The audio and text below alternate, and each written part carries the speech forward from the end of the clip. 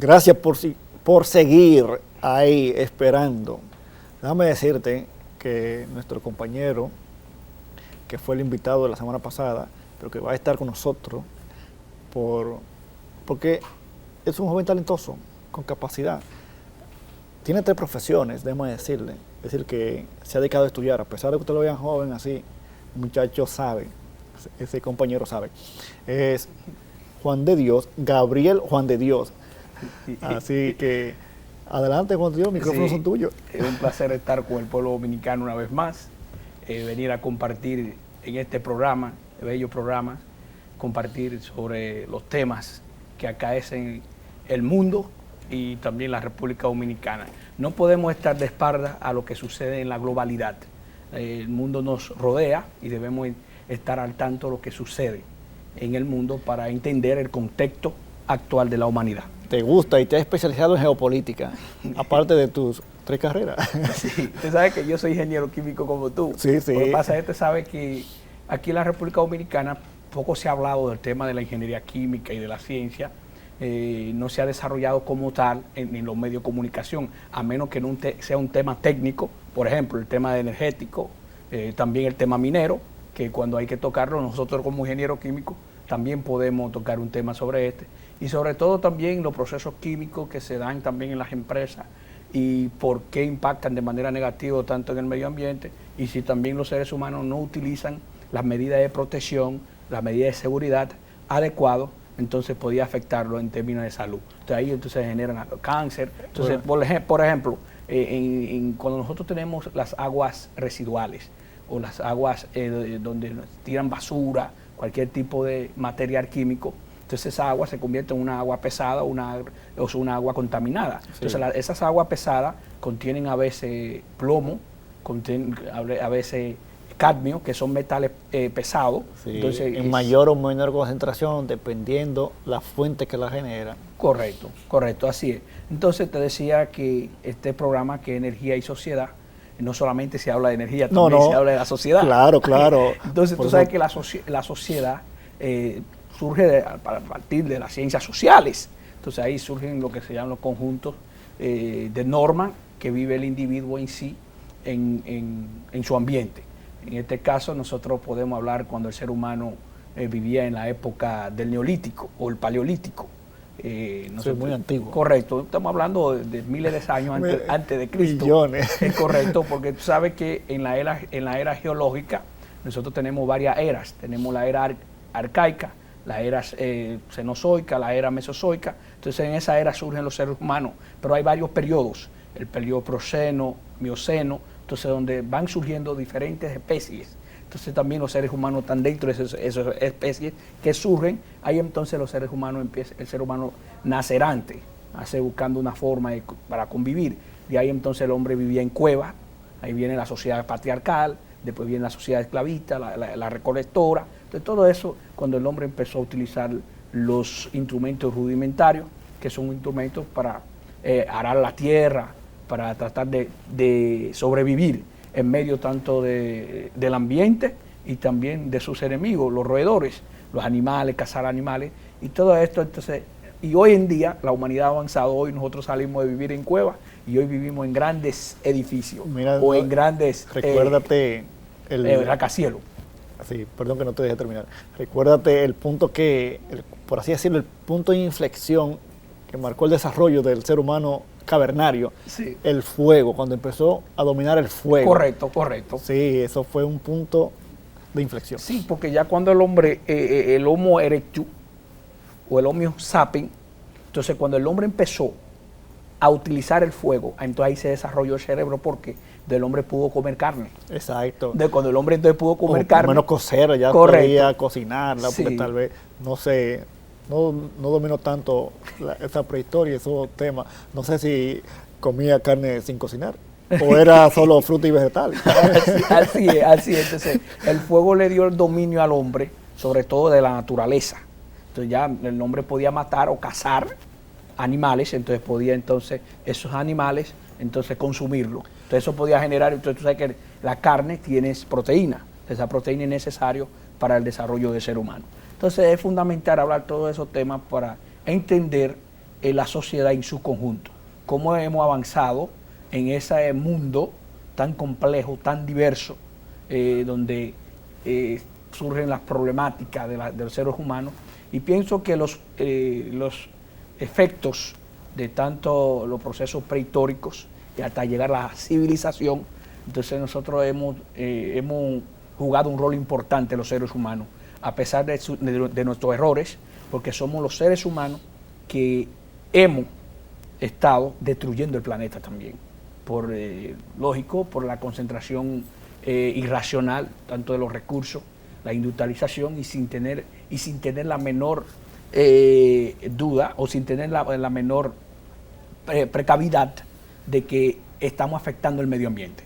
Tú sabes que en la conferencia de Estocolmo, en 1972, allá en Suecia, ahí fue que se dio la alarma, un grupo de expertos de temas climáticos, sobre el concepto de la sostenibilidad, que nosotros podíamos producir y no poner en juego la sociedad del futuro. No comprometerlo de mañana. Entonces ahí sale el concepto, el concepto de los objetivos del desarrollo sostenible. Entonces ahí viene la conferencia de Río de Janeiro, del Cumbre de la Tierra, la conferencia de Johannesburg, la conferencia del Cumbre de la Tierra en Río de Janeiro fue en 1992, pero hubo una comisión en 1987 llamada la Comisión Brundtland, de Gro Harlem Brundtland, que era la primera ministra de Noruega. La del 88 en Montreal. Correcto, la del Montreal, y también tú tienes el protocolo de Kioto, que ya entonces que vino y que puso formalmente las decisiones que deberían tomar los estados, siempre cónsono a favor del medio ambiente. Pero también vino en el 2015 lo que se llama el Acuerdo de París, donde lo firmaron todos los gobernantes, de tratar de reducir las emisiones de gases de efecto invernadero que afectan al medio ambiente o que generan el calentamiento global, y que hoy en día es un tema que nosotros debemos tomar en cuenta con la cantidad de tanto de petróleo, gas natural y también de carbón mineral, sí, que consume la humanidad, sobre todo países como China y Estados Unidos, que son los principales, producen el 60% de todos los gases de efecto invernadero que se producen en el mundo. Con eso te digo todo. Por ejemplo, China tiene 50% de su fábrica que consume carbón mineral. Sí, tú ibas a decir algo. Más del 60%. Algunas veces, hay algunos escritos que dicen 70%, pero bueno, correcto, 70%. Correcto. Así que te iba a decir otra cosa. Te iba a hacer un comentario, que República Dominicana es signatario de esos acuerdos, el Protocolo de Kioto, Acuerdo de París, sí, COP25, sí, y la que hubo el año pasado, que hubo una representante nuestra que están comprometidos a buscar forma de mitigar, es decir, reducir los gases de efecto de invernadero. Y otra parte de uno de los acuerdos es ir descarbonizando, la descarbonización. La transición energética. Sí, muy comentada en algunos círculos de la transición energética. Dominicana está comprometida para 2030, es decir, dentro de 8 años, de que el 20% por lo menos de energía que se genera sea a partir de energías renovables. Correcto. De hecho, no estamos lejos en la actualidad, porque hay veces, por ejemplo, tú puedes encontrar un día que el 24% de energía renovable, pero también puedes encontrar un día que el 11%. La idea es que Dominicana se ha comprometido. Puede ser un día que consume 24%, otro día de ese 24%, solamente un 30%, o un 20%, o un 40%, porque un 11 representa menos del 50% de un 24%. Sí. No, quería hacerte este comentario. No, tú como experto energético, tú manejas esos temas. A grosso modo, hay que decir aquí que Nico, un doctor en energía, graduado en España, un hombre con muchas cualidades, mucho conocimiento sobre el tema, y que no puede durar el día entero hablando solamente de energía renovable y de energía, y que son temas que son necesarios para el Estado dominicano, y sobre todo en medio de este proceso de la transición energética hay que saber hacia dónde irá la humanidad, porque si seguimos como vamos, entonces en el 2100 aumentaría el grado de temperatura alrededor de un 1 a 1.5, que es lo que quiere mantener, se quiere controlar la humanidad, para que no aumente esa temperatura, porque si aumenta, entonces aumentaría el calentamiento global. Entonces, dentro de los países que tienen zona costera van perdiendo su costa, las producciones de la naturaleza se hacen menos, bueno, no se produce el arroz, los granos, entonces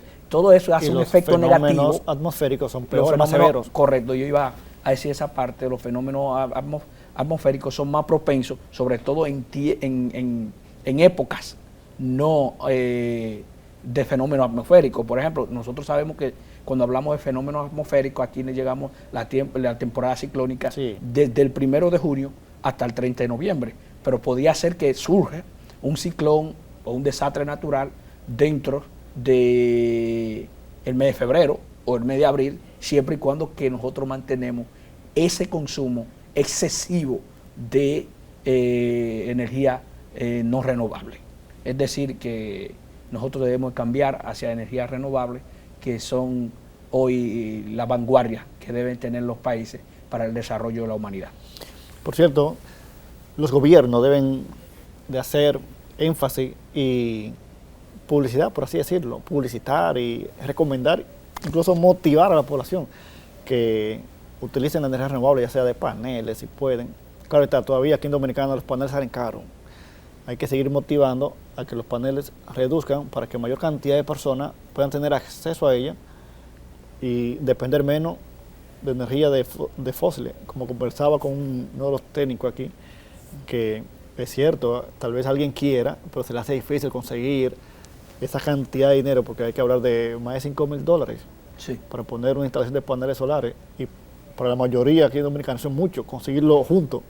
Sí. Es cierto que se paga en pocos años, pero conseguir junto ese dinero se le hace difícil a muchos. Se hace difícil, así es, Nico. Y te decía, en el contexto de la sociedad y ver cómo surge todo esto que hemos hablado. Hay que decir que la revolución industrial fue un factor importante para el desarrollo y el avance de la humanidad. Claro. Y bien es cierto, eso fue positivo, porque ya ahí nacen la máquina de vapor, ahí nacen la locomotora, entonces ya las producciones se hacen masivas, se salen de la manufactura hacia la producción industrial a gran escala a través de las máquinas. Sí, de la fabricación artesanal. Correcto, a la industrial. A la industrial, a través de las máquinas. Sí, porque las máquinas, tú como ser humano, tú produces, por ejemplo, con tu mano, la industria de manufactura, tú produces con tu mano alrededor, puede hacer que tú produzcas tres jugo de China, pero con una máquina de producción de jugo de China te hacen menos de 2 horas, te hacen 2.000 cajas en China. Entonces, las producciones se hacen mayor y de los bienes y servicios, entonces se cumple la calidad, sobre todo el tiempo y la mano de obra se hace más eficiente, en este caso. Sí, en ese mismo sentido, entonces, ¿qué tú piensas sobre, o qué comentario te merece sobre la transición energética que se debe ir llevando? Sí. ¿Qué comentario nos podría...? En la República Dominicana. Sí. Sí, mira, en República Dominicana, si bien es cierto, nosotros tenemos la hidroeléctrica, ya tenemos algunos paneles de celdas fotovoltaicas a través de energía solar, también tenemos la energía eólica, y pienso que hay que aprovechar más. Mucha gente dice que no tenemos ríos suficientemente caudalosos para tener una cantidad de presas o de hidroeléctrica que podían aumentar la cantidad de energías instaladas, capacidad instalada, y para producir una cantidad determinada de energía para el pueblo dominicano. Pero yo pienso que hay otras alternativas. Ahí está la maremotriz, ahí está también... Sí, del mar se puede aprovechar de diferentes formas. Sí. Por ejemplo, maremotriz, como mencionaste, que aprovechando la marea cuando sube y cuando baja. Pero está también la undimotriz, que aprovechando las olas, el vaivén de las olas. Correcto. Pero también está del mar la de corriente marina. La de corriente marina, que eso es las corrientes están determinadas y ya están establecidas y conocidas. Es como saber que por este lugar hay corriente marina, aprovechar esa información que ya se sabe y se tiene identificada y poner turbinas submarinas. Pero también del mar se puede aprovechar la diferencia de temperatura en la superficie y a cierta profundidad. Correcto. Entonces, con esa diferencia de temperatura también se genera energía eléctrica. Del mar se puede aprovechar mucho. Sí, y se dice también que se puede utilizar el gradiente térmico de la tierra, que es la profundidad. Entonces ahí hay una determinada calor, de ese calor se puede aprovechar y producir energía.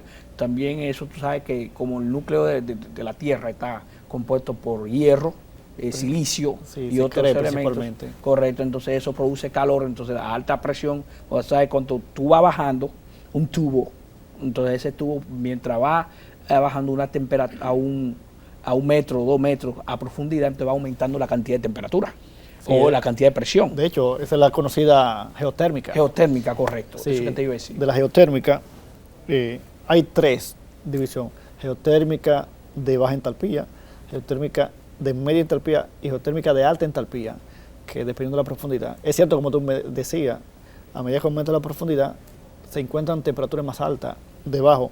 Claro está, a partir de los 10 kilómetros. Antes de los 10 kilómetros, por ejemplo, entre 2 y 5 metros. Sí, 10 kilómetros, sí. Entre 2 y 5 metros. Entre 2 y 5 metros debajo de la superficie se puede aprovechar la entalpía, la geotermia de baja entalpía para una tecnología que yo he trabajado con ella, así por lo menos he hecho cálculo. En algunos sitios le llaman tubos enterrados o pozo provenzal en Francia. Es instalar tubos como debajo de la superficie, por lo menos la temperatura está más fresca que afuera y se mantiene más constante durante el año, no como nosotros, que en la mañana hace calor, pero en la noche puede hacer frío. En la tierra mantiene cierta constancia de temperatura. Entonces, tú pones unos tubos, ¿verdad? Una toma de aire, que entre el aire por esos tubos se va a refrigerar un poco. Entonces, ya tú puedes entrar a la habitación o a la casa menos caliente que la temperatura exterior. O si no lo quiere entrar directo a la vivienda, lo lleva a un aire acondicionado y ahí el aire acondicionado trabajaría más eficiente. ¿Por qué? Porque ya no tiene un aire a 30 grados, sino tiene un aire como 25 o 24. Así es. De hecho, aquí en Dominicana se puede aprovechar esa parte de la geotermia de baja entalpía en algunas zonas. Sí, correcto. Y también mucho se ha hablado de la energía y tú sabes que en Europa hay un debate actualmente sobre la energía renovable. Sabes que, y sobre todo, estamos hablando también de la energía nuclear, que es un tema que de eso, antes de comenzar contigo, estuve hablando de la energía nuclear, haciendo énfasis en el hito que se logró de la fusión en China, que duraron 17 minutos. Correcto, que en la energía nuclear en Europa, tú sabes que el país que mayor consume energía nuclear es Francia. Francia tiene cerca del 75% de su energía viene de la energía nuclear. Bueno, el país más rico de Europa o el país más rico de la Unión, la Gendarme, país con mayor producción y con mayor riqueza y crecimiento económico, es Alemania. Y Alemania está opuesto a la energía nuclear. Y usted sabe que hay un gobierno actualmente, un gobierno de coalición por 3 partidos, en este caso los verdes, también están los amarillos, que son los liberales, de Christian Lindner, y Annalena Baerbock, que es de los verdes, y tú tienes al socialdemócrata Olaf Scholz, que actualmente es el canciller. Pero ¿por qué hablamos de tema aquí? ¿Por qué se opone el gobierno alemán? Porque, bueno, los verdes no están de acuerdo. Entonces, los verdes son parte del equilibrio del gobierno de Olaf Scholz. Entonces, si el gobierno de Alemania opta por la energía nuclear, entonces posiblemente nosotros podemos ver que Alemania cae en una crisis política, porque entonces se cae el gobierno, porque los verdes están de acuerdo con la energía renovable, con la transición energética. Porque usted sabe que en Europa hay muchos partidos verdes que cogen fuerza. Entonces, la ideología principal de los partidos verdes es salvar el medio ambiente. Entonces, hacen muchas actividades en pro del medio ambiente y de la energía renovable, que son sus puntos fuertes. Y sobre todo, aquí algún momento alguien tendría que hablar, o en los procesos políticos, algún debate, que hay que hablar sobre lo plástico. Aquí alguien tiene que hacer algo. Aquí nosotros consumimos demasiado plástico. No sé si tú lo ves. Aquí usted va al supermercado, la gente te dan 2 o 3 fundas, pero no sabemos si nosotros estamos aumentando la cantidad también de gases de efecto invernadero, porque eso es petróleo. Sí, derivado del petróleo. Derivado del petróleo, entonces, y la cantidad de tiempo que coge un plástico para degradarse. Porque muchos de esos plásticos duran 100, 200 años para degradarse, y a veces la gente lo tiran en los ríos, lo tiran al mar, y sabemos lo que eso está produciendo con las especies del mar. Está afectando la vida marítima. Sí, de hecho, en algunos países están promulgando leyes para Bueno, en América Latina, por ejemplo, en Chile ya está prohibido la bolsa de plástico. Exacto. Actualmente está utilizando bolsa que viene de materia prima, sobre todo de la naturaleza. Que Por sean ejemplo, más del guineo, biodegradables. del plátano, Sí. entonces bolsa que sean degradables, biodegradables. Bolsa. También hace 2 meses que Perú lo hizo.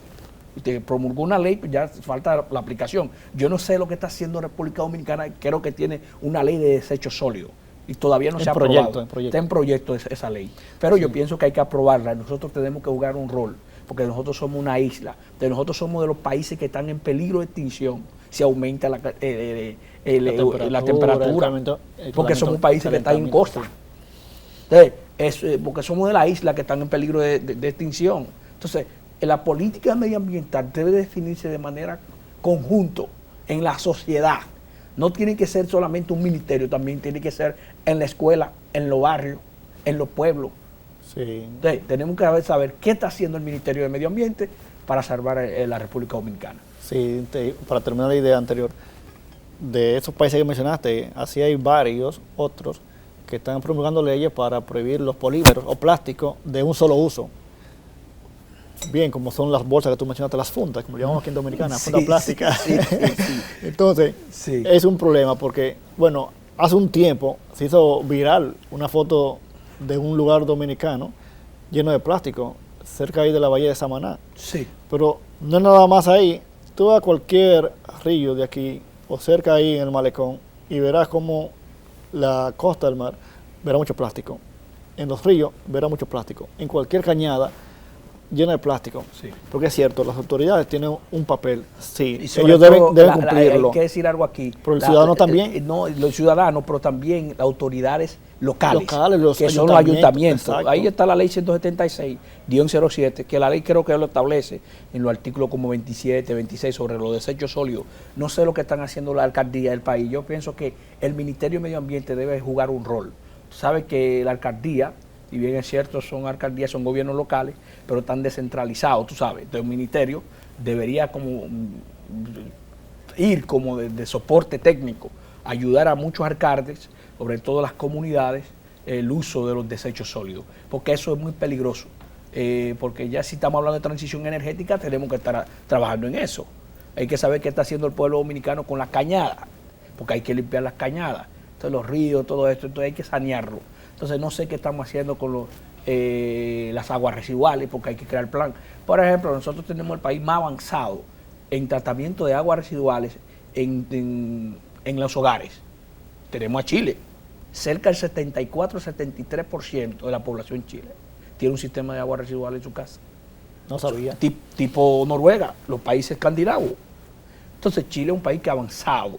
Entonces nosotros queremos llegar al país desarrollado, queremos venderle la idea, y nosotros somos los países que siempre cuando surgen los acuerdos, como tú dijiste ahorita, somos signatarios casi de todo. Sí, lo firmamos.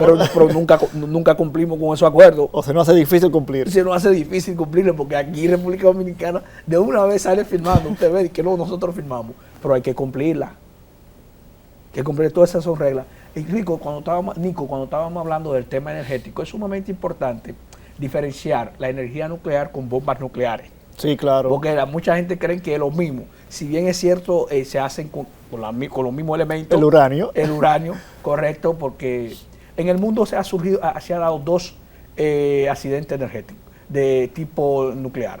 En 1986, en Chernóbil, durante el más famoso. Correcto.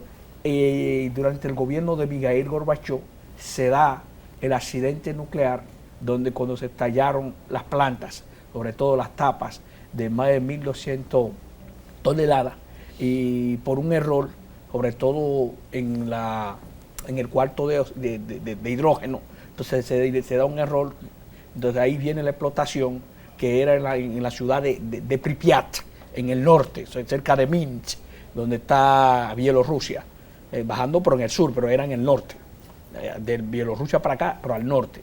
De ahí se da entonces ese accidente. Si bien es cierto, durante los primeros días eso no se vio peligroso, pero después la onda expansiva, el tema de radiación, y la radiación, sobre todo la cantidad de hidrógeno, porque la unidad se mide en hidrógeno, que la gente estaba expuesta, todas las personas que se quedaron alrededor cuando fueron a buscarlo, esas personas encontraron muertas, por la cantidad de radiaciones que estaban expuestas esas personas, y finalmente murieron, pero durante el accidente murieron como 26 personas ahí, que estaban ahí en la planta, pero tú sabes que cuando se da la evacuación mucha gente se negaron a ir. Entonces usted sabe el desastre que produjo, y sobre todo en ese lugar las personas que aún viven tienen problemas de salud, sobre todo cáncer de tiroides. Lo mismo pasó en el 2011 en Fukushima. Allá los dos casos los mencioné antes de entrar. En Japón, allá en Fukushima, en Japón, y que actualmente los expertos no saben qué hacer con esas aguas que están contaminadas con la cantidad de uranio, sobre todo de radiaciones nucleares, durante el proceso que se dio en el 2011. Que usted sabe que lo que pasó en Japón, y eso genera realmente cáncer de tiroides, porque las radiaciones que las personas están expuestas, entonces afecta la salud de las personas que viven cerca. Sí, la radiación no solo cáncer de tiroides, genera muchos problemas, porque es que mutan las células, entran las células, las cambian, la deterioran, la destruyen, en fin, es un problema serio. Sí, hay que decir también que esos elementos que se producen, que producen energía, como el uranio, son elementos que están en lo que llamamos la tierra rara. Entonces están en el grupo de los actínidos y los lantánidos. Entonces el uranio pertenece a la familia de los lantanos. Entonces ahí viene del 57, pero son los lantanídeos.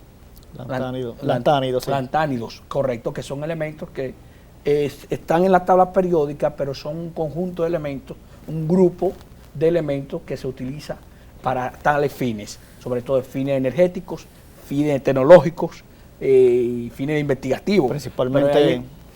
Principalmente los actínidos, que son realmente son 14 ellos. Correcto. Llamados tierra rara ellos. Los lantanos, antes se llamaban tierra rara, pero realmente nada más son los actínidos.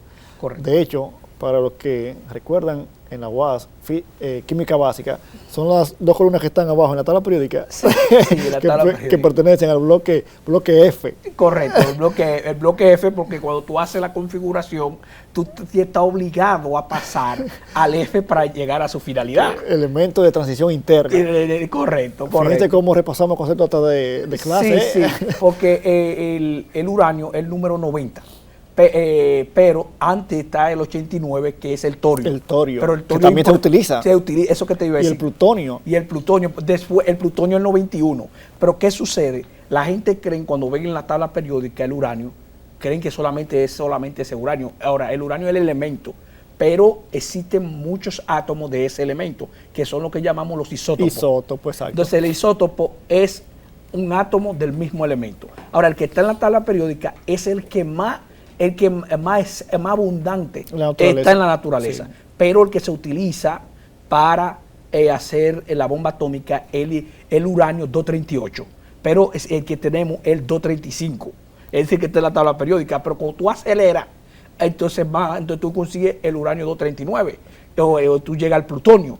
¿Qué sucede? Ahí, la tabla periódica. Sí, Juan, te veo emocionado, a mí también me emociona. Lo que pasa es que nos quedan ya 2 minutos. Tenemos que concluir una conclusión en 1 minuto. Sí, una conclusión por hoy. Sí. Continuamos en otra ocasión el próximo sábado, que ya tú vas a ser parte del equipo. Sí, muchas gracias. En 1 minuto ahí. Y gracias por el pueblo dominicano, por sintonizarnos a esta hora y por compartir con ustedes en este momento. Que Dios le bendiga y que Dios lo guarde. Hasta la próxima. Muy bien. Hasta el próximo programa. Gracias por la sintonía.